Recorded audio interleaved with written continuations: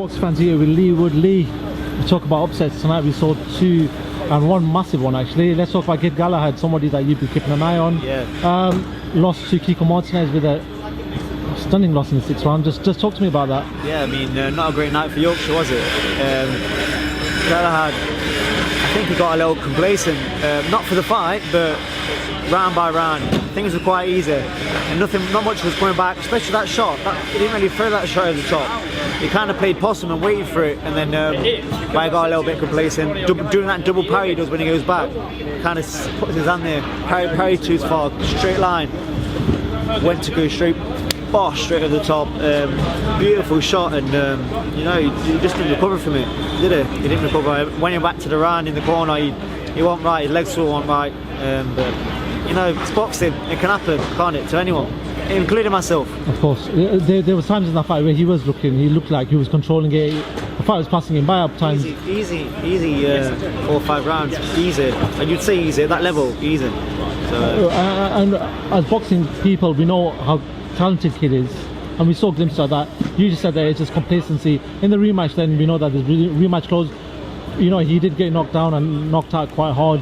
The rematch, you just expect him to just be himself? I say he got complacent over the rounds, but how much of making weight is that affected? You know, I know Barry quite well, and I know he don't make that weight quite easy. The way he makes it as well.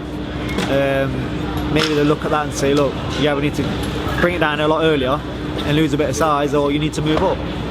I don't know what they're talking about, but that could be a factor as well.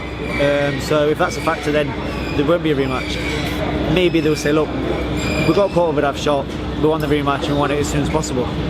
The idea is on that you worked for DAZN tonight. How was that? I enjoyed it. I didn't enjoy two of the fighters got beat, because I really like Terry Harper. She's a really likeable person, you know, and I really wanted her to win tonight, especially with that inactivity. I think that was a massive part of why she got beat. She got jumped on and she didn't let off the hook. She just come out sharp and fast, and Terry just maybe thought, I'll come out, have a few feel around, you know, I've been inactive, get back into it slowly kind of thing, and just got shocked, overwhelmed. But yeah, I mean, I enjoy working for DAZN.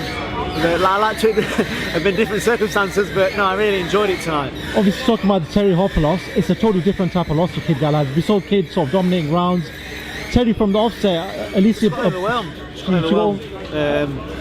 She was sharp and strong, yeah.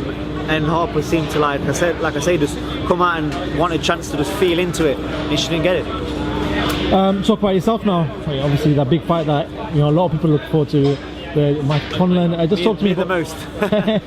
Just talk to me about that. Firstly, we see the figures that are being handed around and whatever else. I don't really want to ask you about the money, but money don't motivate me. It could be 3 times that or 3 times less. It don't matter to me. You know, I'm just focused on the fight. Money's important for after boxing. You set yourself up, but I've never got into boxing to make money. Obviously, I'm not an idiot, and I want to get what I'm worth. But it don't motivate me. It don't make me think any different about my job in hand. And I'm coming to do a number on him, and I want to win so bad and set myself up for some big fights. And the history is what really motivates me. I want to make history. I want to be one of the best fighters from my city. How much would a win over Michael Conlon do that for you as well? It's going to be massive. It's going to push me forward towards the Santa Cruz fight or a unification fight. And this is a big fight. But win this fight, I'm in a super fight, and that's the motivation for me. Just moving away from you and just talking about champions and fighting for undisputed belts. I want to talk about Canelo Alvarez, man. A couple of weeks ago, undisputed champion, cleaned up the division in 11 months. Just talk to me about him. It's the best fight on the planet, isn't it? I think it's come with age, has come all his experience. He's got a great team around him. Like I say, he's just the best fighter on the planet. We get clips of his fighting to study for our fights most of the time. Look at how he does this, look how he does that. If we're fighting a certain side and we need to focus on a certain thing we need to do, this is Canelo doing it. Have a look at this. And that's how good he is. Interesting. Talking about someone else, I want to talk, because you've just done some punditry, I'm going to actually pick your brain on the fight. Terrance Crawford, Shawn Porter, talk to me about that one. How do you see that one playing out?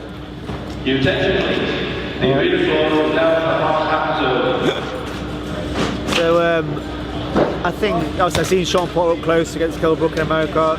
Terrance Crawford's a great fighter, and I think if Shawn Porter approaches it the same, and tries that constant pressure, rushing, constant pressure, I think he'll run onto a shot. Okay. You can't be reckless against Crawford. And you think, yeah, but he's going to come with his head down. He'll sit back and he'll sit him on uppercuts. And I think Crawford will run onto a shot if he takes his time and tries to work with him. I don't know if his boxing ability is as good. So yeah, I'll back Crawford for the win. Another one I want to actually ask you about is Anthony Joshua Usyk, a rematch. We know that's going to happen sometime next year, possibly April, May time. Talk to me about that one. Do you reckon, we know AJ's gone out to America to look for another trainer or a second trainer? Do you think AJ can pull it out of the bag? I think that's going to be the biggest factor going into that fight, into that rematch. AJ is more than capable of winning that fight. He could have won that fight on the other night, but he needs the right person in his corner. He needs the right coach, tend to do the right things. I know a man that could definitely, 100%, no doubt in my mind, help him win that fight. But you know, his own man is going to pick his own tournament, and hopefully he gets the right man for the job, because 100% can win that fight. No more comments on that situation. Are you on about Ben Davison? I might be. Fair enough. I know that you do want to go, and there's a lot of people making noises, but thank you very much. Listen, good luck with your camp and everything else, and can't wait to see you fight. Yeah, thanks. And also, I just want to say, you know, I hope Barry's all right, because it was a bad knockdown, not just physically but mentally. You know, losing to someone like he expected to win, that will hurt him. So I hope he's all right. I hope he bounces back, and see him in the ring again soon. Cool. Leigh Wood, thank you very much. Thank you.